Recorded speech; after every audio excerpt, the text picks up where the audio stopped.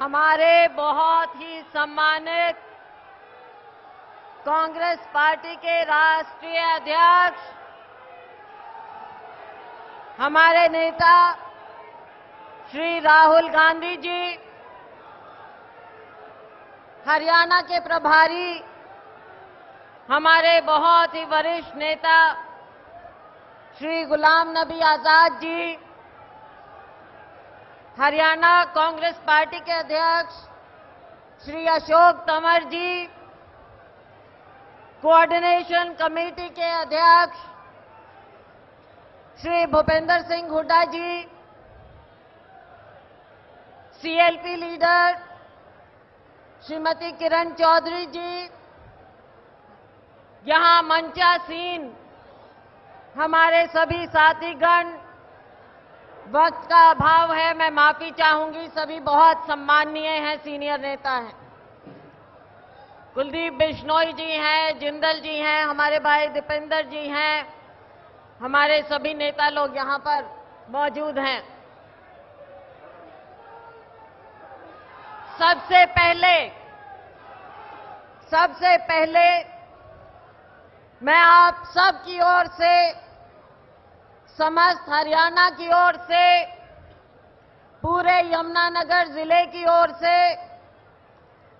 हमारे बहुत ही सम्माननीय राहुल गांधी जी का पहली बार यहां इस यात्रा में हरियाणा में कदम रखते हुए बहुत बहुत स्वागत, खैर मकदम स्वागत। साथियों, ज्यादा वक्त नहीं है, मैं थोड़ी सी बात कहूंगी। माननीय राहुल गांधी जी, आप जहां पर हैं ये बहुत ही ऐतिहासिक जमीन है। प्राचीन काल से आदि बद्री से लेकर महर्षि वेद व्यास, जिन्होंने महाभारत की रचना की थी, उनका आश्रम यहां माना जाता है। बुद्धा स्तूप के भी यहां पर अवशेष मिले हैं। आर्कियोलॉजिकल सर्वे ऑफ इंडिया, पुरातत्व विभाग ने यहां पर खुदाई की है। अशोका, सम्राट अशोका के समय के यहां पर अवशेष हैं। बहुत ही प्राचीन ऐतिहासिक जमीन है ये। जगाधरी को कहा जाता है कि पहले युगांधरी नाम से कहा जाता था। बहुत प्राचीन शहर है। हमें बहुत खुशी है कि आप इस जमीन पर आए हैं। यहां पर अनेकों मंदिर, मस्जिद, 10वीं पातशाही का गुरुद्वारा, बहुत ऐतिहासिक जमीन है। और आपके समय, कांग्रेस के समय, इस पूरे क्षेत्र को भारत सरकार ने 25 करोड़ रुपया उसके डेवलपमेंट के लिए किया था। वो पैसा आज तक नहीं लग पाया है। माननीय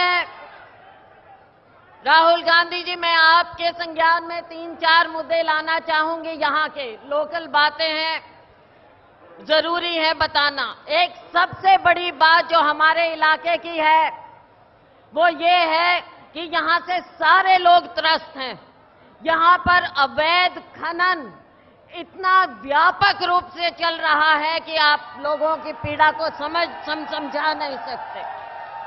और जो सरकार के लोग हैं, सरकार से जुड़े हुए लोग हैं, उनका भी इसमें पूरी हिस्सेदारी मानी जाती है, ये सब जानते हैं। दिन प्रतिदिन सड़कें टूटती जा रही हैं। यहां का सारा इकोलॉजिकल बैलेंस बिगड़ चुका है। इतना अवैध खनन हो रहा है। हर रोज यहां पर एक्सीडेंट होते हैं, कम से कम एक मौत हर रोज होती है। ये यहां का बुरा बदतर हाल हो चुका है। माननीय अध्यक्ष जी, आपकी सरकार के समय, हमारे समय में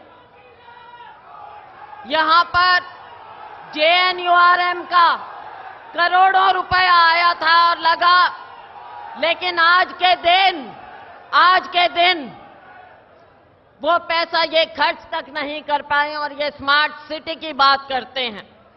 माननीय अध्यक्ष जी, नोटबंदी की बात कहना चाहूंगी कि जब से नोटबंदी हुई, ये पूरा इलाका इंडस्ट्रियल इलाका है जगाधरी यमुनानगर का। यहाँ पर मेटल इंडस्ट्री, यहाँ पर एशिया की सबसे बड़ी मानी जाती है प्लाईवुड इंडस्ट्री, पेपर मिल, शुगर मिल, बहुत कुछ है। और जीएसटी की मार, नोटबंदी की मार यहाँ पर ऐसे पड़ी कि नोटबंदी के कारण ही 40% जो छोटा हमारा उद्योग था वो आज तक त्रस्त पड़ा है। माननीय अध्यक्ष जी, प्लाईवुड इंडस्ट्री जिसका मैंने जिक्र किया, सबसे बड़ी इंडस्ट्री एशिया की यहां पर मानी जाती है। यहां पर 2 लाख लोगों को रोजगार मिलता है, लेकिन वहां से 50,000 का रोजगार ही खत्म हो चुका है। जीएसटी का तो ये आलम है कि 18% जीएसटी है, लेकिन उसके ऊपर इन्होंने 2% मार्केट फीस भी कर दिया। इंडस्ट्री को मारने का पूरा इंतजाम हो चुका है। आप कृपया जीएसटी के बारे में जरूर यहां के लोगों को बताकर जाएंगे। यहां पर पॉपुलर की खेती है, बल्कि यूपी तक से पॉपुलर यहां पर आता है। पॉपुलर और सफेदा यहां पर उसका इस्तेमाल होता है, खपत होती है। 2006 में पॉपुलर और सफेदा को कृषि उत्पाद घोषित कर दिया था, उससे फायदा हुआ। लेकिन आज के दिन वन विभाग ने इन पर इतना कहर ढा रखा है, इतनी करप्शन है कि उसका बहुत ज्यादा बुरा हाल है। पॉपुलर की कीमत इस कदर गिर गई है आज के दिन, मुझे लगता है 150, 200, 250 से ऊपर नहीं है। हमारे टाइम में 1000 से ऊपर चला गया था। माननीय अध्यक्ष जी, एक बहुत बड़ा मुद्दा है दादूपुर नलवी का। दादूपुर नलवी का यहां पर एक बहुत बड़ा प्रोजेक्ट 225 गांवों को जो प्रभावित करता था, और 1019 एकड़ जमीन जिसके तहत आती थी। डार्क जोन घोषित हो रहा था, लेकिन दादूपुर नलवी का प्रोजेक्ट हमारे समय में, कांग्रेस के समय में बनाया गया। हुड्डा साहब यहां पर हैं। लेकिन अब उसका मुआवजा जब देने की बात आई, हमारे यहां के किसान जो आज तक यहां पर धरने पे बैठे हैं, किसान अपना केस जीत गए सुप्रीम कोर्ट तक, लेकिन जब मुआवजा देने की बात आई तो ये सरकार पीछे हट गई और कहा कि हम तो इसको नोटिफाई करेंगे। अब ये कौन सा कानून है जिसमें सुप्रीम कोर्ट ने मुआवजा मान लिया, लेकिन ये सरकार कह रही है कि हम उसको डी नोटिफाई करेंगे। सरकार हमारे किसान बहुत त्रस्त हैं। कृपया हमारी जब सरकार आए तो आप जरूर इसका हल निकालिएगा। सर, यमुना की बात होती है, प्रदूषण की बात होती है। प्रदूषण यहां से कितना यमुना का हो रहा है ये सब जानते हैं, लेकिन उसकी ओर इस सरकार का कोई भी ध्यान नहीं है। शुगर मिल है, देश भर में मैंने पार्लियामेंट में खुद कई बार सवाल पूछे। यहां पर किसानों को बार बार एजिटेशन करना पड़ता है, धरने पर बैठना पड़ता है, क्योंकि उनकी पेमेंट नहीं होती, ना यहां की ना नारायणगढ़ की। समय से पेमेंट नहीं होती, करोड़ों रुपया किसान का बकाया होता है। आज किसान हर तरह से त्रस्त है। आपने किसान की बात उठाई है हमेशा। माननीय अध्यक्ष जी, राहुल जी, किसानों के बारे में आप जरूर यहां पर कुछ करिएगा, हमारे लोगों को जरूर बताइएगा। जहां तक कि गरीब आदमी की बात है, इस सरकार ने गरीब आदमी को, वो दलित वर्ग है, पिछड़ा वर्ग है, उसकी कोई सुध नहीं ली है। गरीब आदमी का जो बुरा हाल आज के दिन हुआ है, ऐसा कभी भी नहीं हुआ था। आप गरीबों के मसीहा हैं। जिस तरह से इंदिरा जी ने, राजीव जी ने, सोनिया जी ने हमेशा गरीब की बात सुनी और उनको न जाने कितना रिलीफ पहुंचाया, आज देश भर के गरीब, दलित, शोषित वर्ग की नजरें आपके ऊपर टिकी हुई हैं।